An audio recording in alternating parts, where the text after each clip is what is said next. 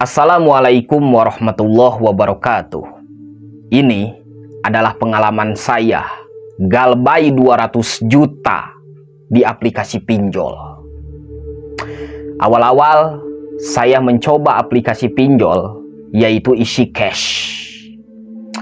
Dan saya diberi limit 400.000 waktu pertama kali.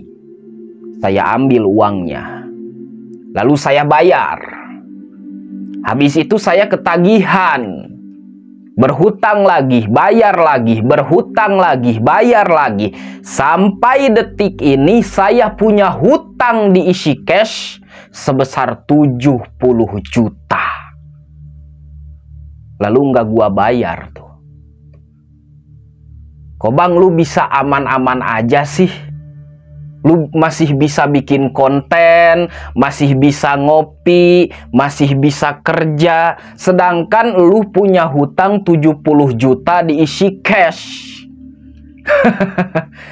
Belum lagi gua masih pinjam duit di Uatas, di Ada Pundi, di Ada Kami. Gua kuras semuanya. Gua all in di semua aplikasi pinjol. Where are they? Kemana debt collector? DC-DC itu kemana? Gak ada sampai detik ini yang datang ke rumah saya. Gua udah tungguin. Lah lu yang punya hutang di satu aplikasi 1 juta, stresnya minta ampun. Bang, DC kapan datang bang? Ini debt collector kapan datang ke rumah saya bang? Tolong jawabannya bang. Lu punya hutang tapi lu nggak punya mental, bodoh. Ya gua bukan ngebodoh-bodohin lu. Sedangkan gua yang punya hutang 200 juta di semua aplikasi pinjol, sampai detik ini belum ada DC yang datang ke rumah. What the hell?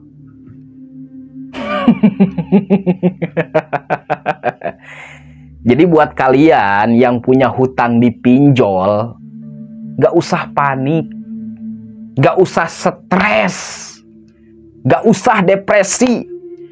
Apalagi kalian mau bunuh diri. Tolol.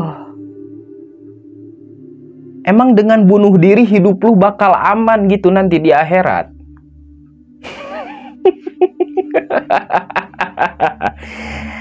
Oke, gua punya hutang di Uatas sebesar 10 juta di Julo.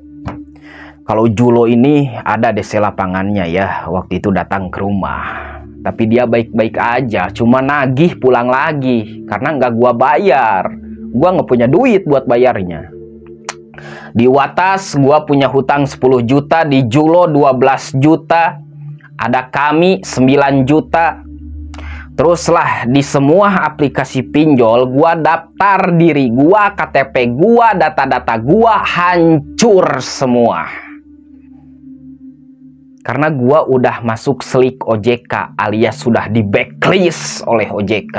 Karena hutang gua udah 200 juta di semua aplikasi pinjol. Lalu apa yang gua rasain sekarang? Nih, gua kasih tahu ya. Sekarang, gua nggak bisa melamar pekerjaan dimanapun sebagai karyawan. Karena sudah masuk BI checking. Skor kredit gua udah kecil. Lalu yang lu lakuin apa bang? Berbisnis. Bisnis online masih banyak. Dagang masih banyak. Lah, kerja itu bukan hanya untuk jadi karyawan. Lu punya modal 10.000, beli permen, jual ke anak kecil SD, laku lu. Cuman ya zaman sekarang orang-orang itu susah untuk berbisnis. Karena kalau kita sudah punya hutang pinjol ratusan juta, jangan harap hidup Anda akan bisa jadi karyawan lagi. Aduh bang, gimana ini gua kerja kalau gitu susah? Ya iyalah, lu harus berpikir, lu harus bangun bisnis sendiri. Oke?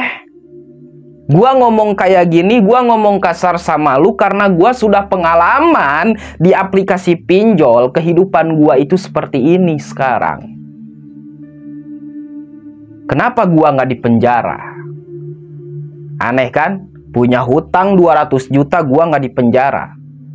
Karena hutang itu perdata, bukan pidana. Ya walaupun gua dilaporin ke polisi, emang ada untungnya nggak buat yang laporin? Coba deh, lu pikir-pikir ya. Lu punya hutang 1 juta, terus lu dilaporin ke polisi. Lu dipenjara. Yang ngelaporinnya dapat untung nggak? Enggak kan? Rugi 1 juta, hutang nggak dibayar, ke polisi harus bayar.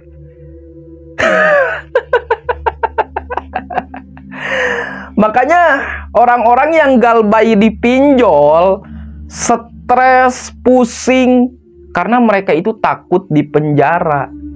Dengar baik-baik, hutang itu perdata, bukan pidana. Oke? Nah, lalu lu Bang, kok bisa sehat-sehat aja sih? Bisa masih beraktivitas seperti biasanya, menjalani kehidupan sehari-hari, masih bisa tersenyum, masih enjoy, masih sehat, masih bisa bikin konten YouTube. Padahal gua punya hutang 200 juta ke pinjol. Ini rahasianya. Ya, ini rahasianya ketika Anda ingin bahagia hidup di dunia yang lagi mempunyai hutang. Pertama, jangan pernah memikirkan pinjol. Oke? Sebesar apapun hutang Anda dipinjol, latihanlah. Jangan pernah memikirkan tentang pinjol. Yang kedua, fokus dengan usaha Anda, cita-cita Anda. Itu. Yang ketiga, ibadah, sholat, berdoa sama Allah, dan dzikir sama Allah. Gua ngomong kayak gini bukan berarti gua ustad, tapi memang benar. Ketenangan di dalam hati, jiwa, raga, dan pikiran kita tidak ada kata lain selain sholat, dzikir, ibadah. Itulah ketenangan yang sesungguhnya. Lalu habis itu apa Bang? Udah, cuman 3 aja. Yang pertama, jangan terlalu memikirkan pinjol. Yang kedua, fokus dengan kehidupanmu, usahamu. Yang ketiga, ibadah. Where are they? Apa susahnya kalian melakukan seperti itu? Lalu, kalau ada yang nagih di WA, di telepon, gak usah lu pikirin, gak usah lu bales, gak usah lu angkat. Kalau lu masih bales, berarti lu belum galbay. Kalau lu masih angkat telepon dari pinjol, ya berarti lu belum galbay. Karena orang-orang galbay, dia tidak peduli dengan pinjol, tidak akan membalas chat dari pinjol, tidak akan mengangkat telepon dari pinjol. Itulah orang-orang galbay. Oke? Salam galbay untuk Indonesia. Pinjol bukan membantu hidupmu, tapi pinjol merusak hidupmu.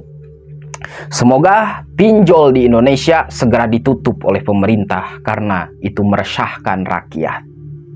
Segitu dari saya. Assalamualaikum warahmatullahi wabarakatuh.